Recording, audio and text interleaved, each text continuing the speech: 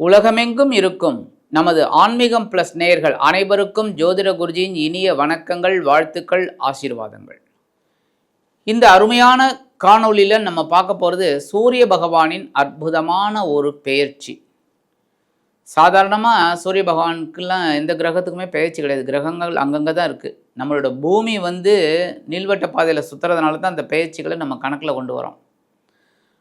அந்த வகையில் இந்த சூரிய பகவான் இதுவரைக்கும் விருச்சிக ராசியில் சஞ்சாரம் பண்ணிட்டு இருந்தவர் 16/12/2025 முதல் 13/1/2026 வரைக்கும் தனுசு ராசியில், அதாவது குரு பகவானோட இடம், அந்த இடத்துல குருவின் 7ஆம் பார்வையை பெற்று அதி அற்புதமாக சஞ்சாரம் பண்ணுறார். கூடவே செவ்வாய் பகவான் இருக்கார்,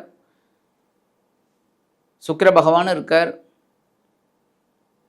அந்த வகையில் இந்த சூரிய பகவான் 30 நாட்கள் பயணம் பண்ணுறார். இந்த சூரிய பகவானுக்கு பார்த்தீங்கன்னா கிருத்திகை, உத்திரம், உத்திராடம் ஆகிய 3 நட்சத்திரங்கள். உங்களுக்கே தெரியும், 5ஆம் இடம் பூர்வ புண்ணியஸ்தானம், சிம்ம ராசி, அதற்குண்டான அதிபதி சூரிய பகவான். இதில் என்ன விசேஷம் அப்படின்னா, இந்த சூரிய பகவானுக்கு எங்கே போனாலுமே இந்த கிருத்திகை, உத்திரம், உத்திராடம் இந்த 3 நட்சத்திரமும் பார்த்தீங்கன்னா முதல் ஒரு பாதம் ஒரு ராசியிலும், அதாவது உடலற்ற நட்சத்திரமாக இருப்பார். அடுத்த ராசியில் 3 பாதங்கள், 2, 3, 4 ஆகிய 3 பாதங்கள். இது பார்த்தீங்கன்னா தலையற்ற நட்சத்திரமாக இருப்பார். இப்போ அந்த வகையில் பார்த்தீங்கன்னா கிருத்திகை 1ஆம் பாதம் மேஷராசியில் விழருது. அது பார்த்திங்கன்னா உடலற்ற நட்சத்திரம். அதே கிருத்திகை 2, 3, 4 ஆகிய பாதங்கள் ரிஷபராசியில் விழருது. அது உங்களுக்கு பார்த்திங்கன்னா தலையற்ற நட்சத்திரம். அதுமாதிரி உத்திரம் சிம்மராசி, அவரோட ராசி, அதுலேயே பார்த்திங்கன்னா உடலற்ற நட்சத்திரமாக உத்திரம் 1ஆம் பாதம் மட்டும்தான் இருக்கும். அடுத்து கன்னி ராசியில் உத்திரம் 2, 3, 4 ஆகிய பாதங்கள். இது பார்த்திங்கன்னா தலையற்ற நட்சத்திரம். அடுத்து பார்த்திங்கன்னா உத்திராடம். இந்த உத்திராடம் 1ஆம் பாதம் தனுசு ராசியில் இருக்குது. தனுசு ராசி அப்படிங்கும்போதே அங்கே அவர் உடலற்ற நட்சத்திரமாக இருக்கார்.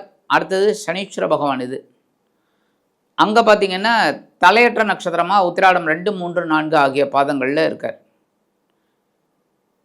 இதில் ஒரு பெரிய விசேஷம் என்னென்னா, இந்த குரு, செவ்வாய், சூரியன் இவங்க 3 பேரும் ஒரு அணி. அந்த வகையில் பார்த்தீங்கன்னா இந்த உடலற்ற நட்சத்திரம் அப்படிங்கும்போது இந்த கிருத்திகை 1ஆம் பாதம், உத்திரம் 1ஆம் பாதம், உத்திராடம் 1ஆம் பாதம் பார்த்தீங்கன்னா ஒன்று செவ்வாயோட ராசியில் விழும் மேஷம், அடுத்தது ஒன்று சிம்மத்தில் அவரோட இதில் சூரியனோடது, அடுத்தது பார்த்திங்கன்னா தனுசுல விழும் குரு. அப்படியே உள்டாவாக பாருங்கள், அடுத்தது பார்த்திங்கன்னா எல்லாமே பி டீமில் விழும். ரிஷபராசி சுக்கிரன், கன்னிராசி புதன், மகர ராசி சனி, இவங்க 3 பேரும் பி டீம். அந்த வகையில் விழும். அதான் இதில் என்ன தாத்பரியம் அப்படின்னா, உலகம் சமநிலையில் இருக்கணும் அப்படின்னு சொல்லி. ஏ டீம் பி டீம் அப்படி இருந்தாலும் நவகிரகங்கள் தான். அதுக்காகத்தான் இந்த தாத்பரியம். அந்த வகையில் இந்த சூரிய பகவான் தனுசு ராசியில் அதி அற்புதமாக குருவோட இடத்துல, குருவோட 7ஆம் பார்வையும் வாங்கிட்டு சஞ்சாரம் பண்ணுறது ரொம்ப அற்புதம். 16/12/2025 முதல் 27/12/2025 வரைக்கும் கேது பகவானின் மூல நட்சத்திரத்தில் சஞ்சாரம் பண்ணுறார். மூலத்தில் 28/12/2025 முதல் 7/1/2026 வரைக்கும் சுக்கிர பகவானின் போராடம் நட்சத்திர காலில் டிராவல் பண்ணுறார். அதற்கடுத்தபடியாக 8/1/2026 முதல் 13/1/2026 வரைக்கும் சூரிய பகவானின் உத்திராட நட்சத்திர காலில் டிராவல் பண்ணுறார். அதாவது சூரிய பகவானோட சொந்த நட்சத்திரம். அந்த வகையில் 30 நாட்கள் இந்த சூரிய பகவான் தனுசு ராசியில் சஞ்சாரம் பண்ணுறார். ஆக்சுவலாக பார்த்தீங்கன்னா அதுக்கடுத்து 1 மாதம் இந்த தனுசு முடித்த உடனே பார்த்தீங்கன்னா மகரத்தில் வராரு பாருங்க, உத்தராயணம் மறந்துடுறது. பயிர்கள் எல்லாமே செழிப்பாக இருக்கும். நல்ல ஒரு அறுவடையெல்லாம் முடிஞ்சு ரொம்ப அற்புதமான தைப்பொங்கல் எல்லாமே வரும். அப்போ இது தட்சிணாயன புண்ணிய காலத்தில் அந்த இறுதி கட்டத்தில் அவர் இருக்கார். யார்? சூரிய பகவான். தட்சிணாயனம் முடிஞ்சு உத்தராயணம் ஆரம்பிக்கிறது மகரத்தில் வரும்போது. ஆக இந்த சூரிய பகவான் தனுசு ராசியில் இருக்கும்போது பார்த்திங்கன்னா உலகத்தில் க்ஷேமம் இருக்கிறது அதிகம். அதுமாதிரி இந்த கோவில் திருப்பணிகள், அந்த குடமுழுக்கு, இதெல்லாம் இந்த கும்பாபிஷேகம்லாம் நிறைய நடக்கும். ஆன்மீகம் தழைத்தோங்கும். அதுமாரி பாரத தேசத்தில் இந்த போட்டி பொறாமைகள் இதெல்லாம் குறையும். தங்கம் விலை கண்டிப்பாக ஸ்டெப் பை ஸ்டெப் ஏறும். ஏன்னா பொன்னவனோட இடத்துல சூரிய பகவான் வரார். அதுவும் குருவோட 7ஆம் பார்வையும் வாங்கிக்கிறார். ஸோ சிவராஜ யோகம், குருவும் சூரியனும் சேர்ந்தாலே சிவராஜ யோகம். அதே மாதிரி பார்த்தாலும் சிவராஜ யோகம். அப்போ இந்த சிவராஜ யோகம் யாருக்கெல்லாம் நல்லபடியாக இருக்கும்? ஏன்னா எல்லா இடத்துலையும் எல்லாருக்கும் 12 மாதமும் அப்படின்னு சொல்ல முடியாது. ஆனால் குருவோட பார்வை வாங்குறதுனால ஓரளவுக்கு எல்லாருக்குமே ஒரு சுபிக்ஷமான போக்கு கண்டிப்பாக இருக்குங்க. அந்த வகையில் இந்த சூரிய பகவான் தனுசு ராசியில் 30 நாட்கள் சஞ்சரிக்கும் காலம் பொற்காலமாக இருக்கும். ஒவ்வொரு ராசிக்கும் என்னென்ன பலாபலன்கள் கிடைக்க போகிறதுங்கிறத பற்றி பார்ப்போம். அதுக்கு முன்னாடி சப்ஸ்கிரைப் பண்ண அனைத்து இனிய நெஞ்சங்களுக்கும் மனமார்ந்த நன்றிகள், வாழ்த்துக்கள், ஆசீர்வாதங்கள். அதேமாரி சப்ஸ்கிரைப் பண்ணிக்கல அப்படின்னா பண்ணிக்கங்க. இந்த பதிவை ஃபுல்லாக பாருங்கள், லைக் பண்ணுங்கள், கமெண்ட் பண்ணுங்கள், ஷேர் பண்ணுங்கள். உங்களோட மேலான பதில்களை நாங்கள் எதிர்பார்க்குறோம். இப்போ இந்த பதிவுக்கு போகலாமா? அன்பான சிம்ம ராசி நேயர்களே, இந்த அருமையான காணொலியில் நம்ம பார்க்க போகிறது சூரிய பகவானின் அற்புதமான ஒரு பேச்சு. கண்டிப்பாக சூரிய பகவான் உங்களுக்கு சூப்பர். ஏன்னா உங்களோட ராசிநாதன். என்றைக்குமே ராசிநாதனை நம்ம விட்டுறவே கூடாது, பிடிச்சிக்கணும். அதுதான். ஏன்னா உங்களுக்கு ஆளுமை, சிம்ம ராசினாலே ஒரு ஆளுமை இருக்கணும். உங்களுக்கு கீழே தான் எல்லாரும் வேலை செய்யணும்னு நினைப்பேன், தவிர உங்களுக்கு மேலே வேலை செய்யணும்னு நினைக்க மாட்டேன். அப்போ உன்னதமான ஒரு பெரிய ஒரு ஆளுமையில் இருக்கக்கூடிய ஒரு அம்சம் இந்த சிம்மராசினியர்களுக்கு எப்போவுமே உண்டு. அந்த வகையில் ராசிநாதன் சூரிய பகவான் இது வரைக்கும் எங்கே தானே உங்களோட சுகஸ்தானம் அப்படிங்கிற 4ஆம் இடத்துல அதி அற்புதமாக கேந்திரஸ்தானம் அற்புதமாக உட்காந்துட்டு உங்களுக்கு மிகப்பெரிய ஒரு முன்னேற்றத்தை கொடுத்தார். பொருளாதாரத்தில் ஒரு முன்னேற்றம், வீடு மனை வாகனம் இதெல்லாம் வாங்கணுன்னா வாங்கியிருந்தீங்க, நிறைய பேருக்கு நல்லது. அதேமாரி வெளிநாட்டு பயணங்கள்லாம் உங்களுக்கு அற்புதமாக கிடைச்சது. உறவினர்கள் ஆதரவாக இருந்தா டக்குன்னு கொஞ்சம் காசு சேர்ந்துன்னா உடனே ஒரு இன்ப சுற்றுலா போயிட்டு வந்தீங்க, ஜாலியாக ஏதோ பக்கத்துலேயாவது போயிட்டு வந்தீங்க. இந்த மாதிரிலாம் ஒரு அமைப்பை ஏற்படுத்தி கொடுத்துருந்தா இந்த சூரிய பகவான். இப்போ எங்கே வரப்போகிறார் அப்படின்னு பார்த்தீங்கன்னா உங்களோட பஞ்சமஸ்தானத்துக்கு வர. அந்த வகையில் இந்த அமைப்பில் வரும்போது உங்களது எண்ணங்கள் அற்புதமாக பூர்த்தி அடையும். ஆன்மீக விஷயங்கள் அற்புதமாக பூர்த்தியாகும். புனித பயணங்கள் அற்புதமாக பூர்த்தியாகும். குலதெய்வ பிரார்த்தனைகள், நீண்ட நாள் பிரார்த்தனைகள் எல்லாத்தையுமே அதி அற்புதமாக முடிச்சு கொடுத்துருவீங்க. குழந்தைகளின் மூலமாக ஒரு சந்தோஷம் இருக்குங்க. ஏன் அப்படின்னா இந்த பஞ்சமஸ்தானத்தில் வந்த சூரிய பகவானை குரு பகவான் தனது 7ஆம் பார்வையாக பார்த்துட்டு இருக்கார்.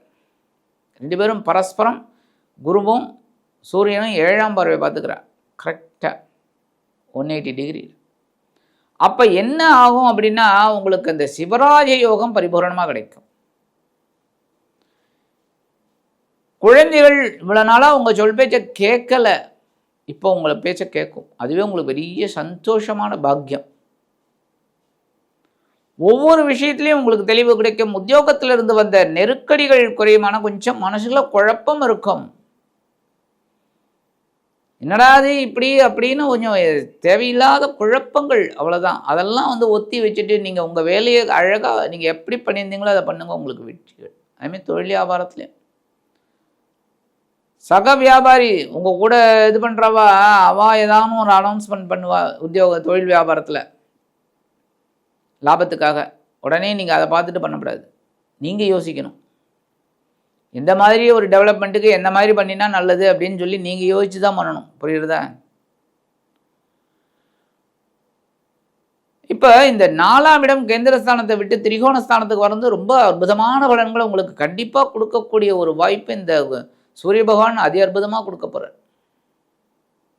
16/12/2025 முதல் 27/12/2025 வரைக்கும் கேதுவின் மூலம் நட்சத்திர காலில் வரும்போது மட்டும் எல்லா விஷயத்துலையும் கொஞ்சம் கவனம் எடுத்துக்கோங்க. ஏன்னா மூலம் கேது அப்படிங்கும்போதே கொஞ்சம் ஞானம் கிடைக்கும். ஞானக்காரன் ஞானத்தை கொடுப்பார். கவனமாக இருக்கணும். சொத்து வாங்கணுன்னாலும் ரொம்ப கவனமாக இருக்கணும். வில்லங்கம் இல்லையா, ப்ராப்பர்ட்டி கரெக்டாக க்ளீன் ப்ராப்பர்ட்டியாக எல்லாம் பார்த்துக்கணும். ஏன்னா வாங்கிட்டு நாளைக்கு லிட்டிகேஷன்னா நம்ம தான் போய் அலைஞ்சிட்டு இருக்கணும். கரெக்டாக கவனமாக இருக்கணும். 28/12/2025 முதல் 7/1/2026 வரைக்கும் 3/10 அதிபதி சுக்கிர பகவானின் நட்சத்திர சாரமான பூராடம் நட்சத்திர காலில் ட்ராவல் பண்ணுறாரு. இந்த நேரத்தில் உங்களுக்கு முயற்சிகளில் கொஞ்சம் ஒரு தடை தாமதம் வரலாம். ஆனால் அதை பீட் பண்ணி நீங்கள் ஒர்க் அவுட் பண்ணீங்கன்னா ரொம்ப அற்புதமான பலன் கண்டிப்பாக காத்திருக்கு. அதுமாதிரி இந்த நேரத்தில் உடன்பிறப்புகள் உங்களுக்கு ரொம்ப ஆதரவாக இருக்கிறது மனசுக்கு ஒரு சந்தோஷத்தை கொடுக்கும். இந்த நேரத்தில் உத்தியோகத்தில் ஒரு சில மாற்றங்களை நீங்களே விரும்பி செய்வீர்கள்.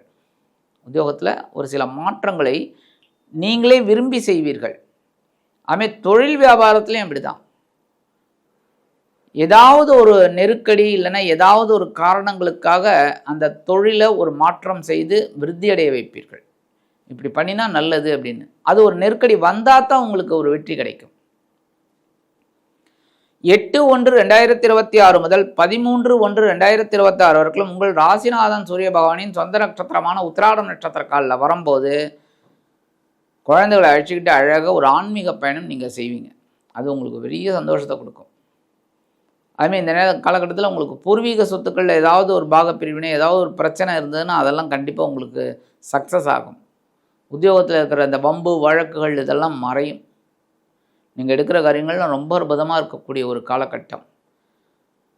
அதுமாதிரி பரிகாரம் அப்படின்னா கண்டிப்பாக சூரிய வழிபாடு பண்ணணும், ஆதித்ய ஹிருதயம் சொல்லணும். ஏன்னா உங்களோட ராசிநாதன் சூரிய பகவான். அடுத்தபடியாக ஞாயிற்றுக்கிழமை கோதுமை தானம் பண்ணுங்க. யாருக்கு வேணாலும் கொடுக்கலாம். உங்களுக்கு தெரிஞ்சவா அறிஞ்சவா நீடி பீப்புள் யாருக்கு வேணாலும் கொடுக்கலாம். கோதுமை யூஸ் பண்ணுறவாளுக்கு.